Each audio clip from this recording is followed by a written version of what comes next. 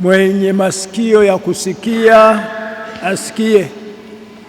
Waamini wapendwa, leo tunasherehekea Jumapili ya 15 katika mwaka A. Tunakumbushwa juu ya jambo hili muhimu, namna ya kulipokea neno la Mungu.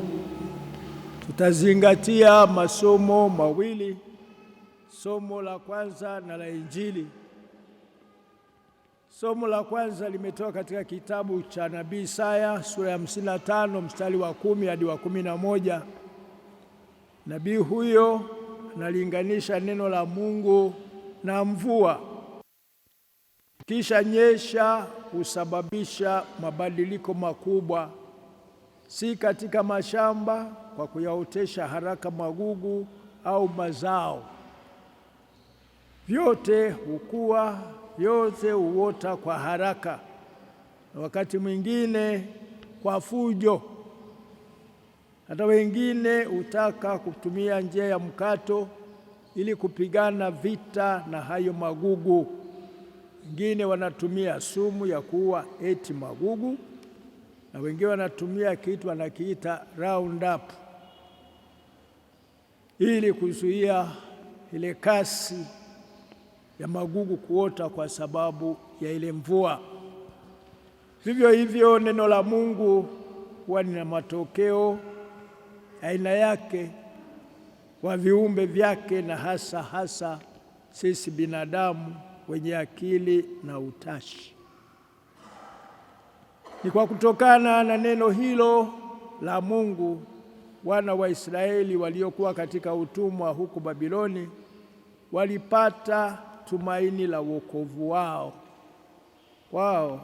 Hili lilikuwa ni badiliko kutokana na neno la nabii aliyekuwa anatumika kama chombo cha Mungu.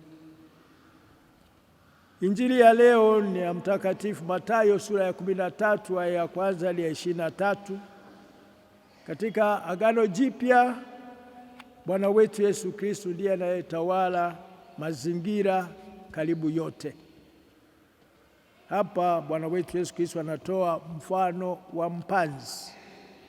Bwana Yesu anasema kuwa mbegu za mpanzi huyo zilianguka katika sehemu mbalimbali.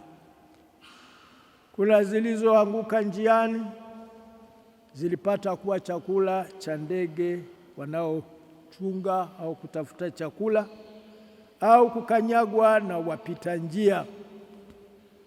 Kuna zilioanguka kwenye miamba, huko palikosekana udongo wa kutosha, na jua kali lilipotokea mbegu hizo zikanyauka. Zipo mbegu zilizomea katika miiba. Hizo zilistawi kwa muda, lakini miiba hiyo ilizisonga, na kwa kukosa hewa ya kutosha hazikuzaa matunda toshelevu. Mwisho ni zile zilizoanguka kwenye udongo mzuri. Hizo zilimea zikazaa 100, 160 na 130 kadiri ya mwandishi huyu Luka, na wakati mwingine Mathayo, na hata Luka analirudia hilo. Bwana Yesu alitoa ufafanuzi wa mpanzi na hizo mbegu. Zile za njiani maana yake ni mtu ambaye hunyang'anywa neno la Mungu. Ulipokea kwa haraka na kwa furaha kama tunavyosikia sasa hivi, na kwa haraka hiyo neno hilo halidumu. Hana huyo mizizi ya imani. Wengine tunakosa mizizi ya imani kwa sababu hatukupata labda mafundisho ya awali au ya kujiendeleza, au wengine tunayapata juu. Kwa hiyo tunakuwa hatuna mizizi ya imani. Pili, penye miiba. Mbegu hizi ni mahali ambapo neno la Mungu linapopokelewa na mtu mwenye tamaa, na hasa tunakuwa na tamaa nyingi za mali, za vitu, za mali ya kuhamishika, isiyohamishika, na tamaa hiyo huchoma ule mwelekeo wetu kwa Mwenyezi Mungu aliyetuumba. Hivyo wakati mwingine hatuzai matunda. Basi kwenye udongo mzuri, mbegu inayotua katika udongo huo ni mahali ambapo neno la Mungu linapokelewa na mtu aliyedhamiria kulifahamu na kuliishi kikamilifu. Na matokeo kwa huyu ni kama ifuatavyo.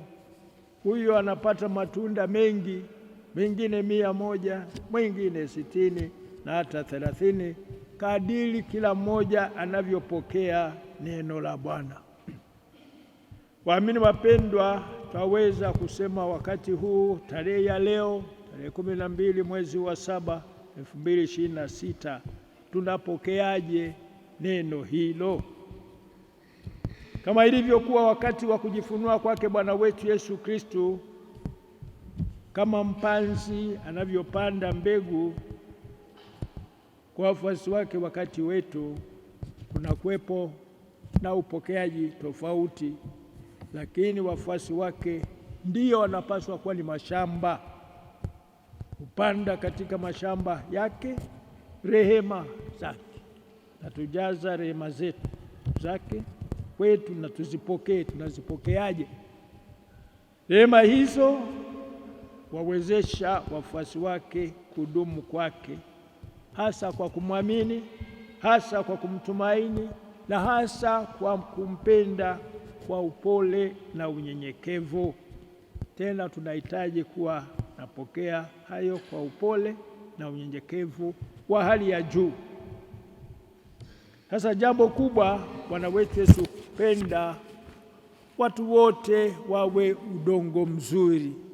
Wewe, mimi, wao, tunapaswa kuelekea kuwa udongo mzuri, tukiondoa nyauko na kuondoa vikwazo vyovyote katika udongo huo, tuweze kupokea ipasavyo hilo neno la Bwana. Bwana upenda wafuasi hao wazae matunda mengi na bora na mazuri. Kristo anayetaka kuwemo kwenye udongo huo ni yule ambaye ametulia. Wengine wanasema ametulia kama maji kwenye mtungi, hayatikishiki sana, yanakaa ametulia. Vivyo hivyo nahitaji kuwemo katika udongo huo. Kwa hiyo huyo aliyetulia anajikaza, anatimiza yale yote ambayo Bwana wake anataka ayafanye wakati wote, sio siku moja, sio Jumapili tu, sio Jumatatu, sio mwezi mmoja, ni maisha yake yote tangia amekuwa akili na utashi aweze kuzaa matunda mazuri. Basi Mkristo wa namna hii hatawaliwi na tamaa, hasa tamaa ya vitu, tamaa ya mali, bali humtanguliza Mungu katika yote. Hapa turejee kwa Mtakatifu Benedikto ambaye jana tulimwadhimisha. Huyu alikuwa anafundisha mawili, ora et labora, sali na fanya kazi. Usizidishe upande mmoja tu, unasali tu au unafanya kazi tu, bali unapomtanguliza Mwenyezi Mungu unafanya yote mawili. Mtangulize Kristo kwa yote. Mkristo huyo huyo hababaishwi na matukio hata yale yasiyoridhisha. Mara kwa mara tunapatwa na misiba, wakati mwingine tunapata dhiki, wengine wanaofanya biashara wanapata hasara, wengine tunaotembea barabarani au kwinginepo tunapatwa na ajali, wengine tunapata na madhulumu, tunapatwa na mateso yanayoambatanishwa, kuyumbishwa, hata kuyumbisha imani yetu. lakini anayemtanguliza Kristo, haya yanagonga mwamba. Kwa vipi? Tunaporejea katika Zaburi ya 112 mstari wa 7, nimeona maneno ya Kiingereza yanakidhi haja hapa. Bad news holds no fears for him or for her. Katika hali zote hizo ambazo ni misiba, dhiki, ajali, anapopata hizo habari hatingishiki.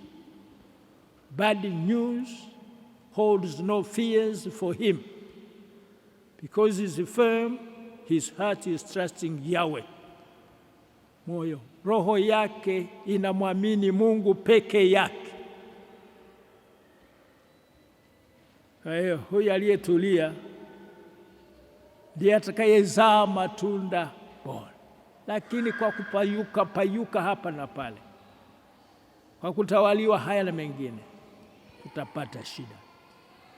Hivyo baada ya kuvumilia hayo yote, huyo mwenye hata kosa kumzawadia huyo Mkristo wa namna hii kwa kadiri ya maongozi yake Mungu, atapata zawadi ambayo labda alikuwa ategemei, lakini kwa sababu amekuwa mtulivu, ameamini muda wote, hata na hizo habari zilipotokea hazikumyumbisha.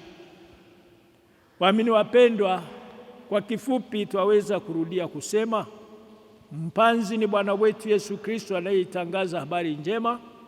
Mbegu ndio ujumbe wake Bwana wetu Yesu Kristo, yaani injili yake, evangelion. Na sehemu mbalimbali zinaposiwa mbegu ni roho za watu, wewe na mimi. Basi nawaalika katika adhimisho hili la misa ya leo, tumshukuru Mungu kwa kutuwezesha kuwa shamba lake la kusia mbegu zake. Tumwombe tuvutiwe na tupende kujisomea neno la Mungu.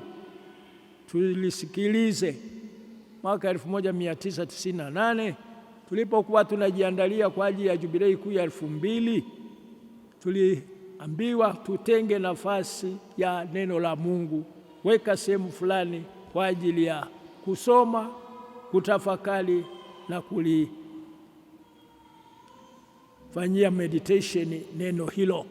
Sijui wangapi wanaendelea na hilo, au kwa sababu tumezaliwa baadaye na tukumbushwa, basi wakati ndio huu. Nenda katenge chumba chako, tenga nafasi yako, uweke mahali hapa kuna Biblia, hapa kuna katekisimu, hapa kuna, ili kila mara unalipokea neno la Bwana. Tusilipuuzie kama matangazo tunayopita barabarani, inakuonyesha kwenda huko, hili napenda huko. Hata wengine tunapuuzia hizi taa zinazotuonyesha hapa simama, hapa nenda, hapa nenda haraka ili uweze kupita. Unaona tunapita tu. Tusipuuzie mambo hayo na tuwe tayari kubadilishwa na neno hilo. Kila mara tunaposikia neno la Bwana tuweze kubadilishwa kama mvua ifanyavyo kwenye mashamba yetu. Basi tuzae matunda, ama 100 au 60 au 30. Kwa wale ambao nasikia Kijerumani cha hapa, bacho kwa muntu achumomo yogwe ni kwa bitungwa. Kwa jina la Baba na la Mwana na Roho Mtakatifu.